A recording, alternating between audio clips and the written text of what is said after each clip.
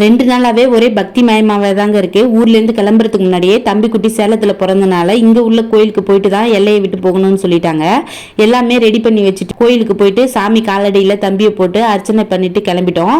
அம்மா வீட்டுக்கு வந்து இங்க இருந்து மாமியார் வீட்டுக்கு போறப்ப இங்க உள்ள கோயிலுக்குமே போயிட்டு அங்க போய் அங்கேயுமே கோயிலுக்கு போயிட்டு மாவிளக்கு போட்டு ஃபைனலா நம்ம வீட்டு குலதெய்வம் மயிலாடுதுறை பக்கம் இருக்குங்க, அங்க ரீச் ஆயாச்சு. நாங்க போன மறுநாளே என் அக்காவுமே வந்துட்டா. அக்கா பசங்களையுமே கூட்டிட்டு கோயிலுக்கு கிளம்பிட்டோம்.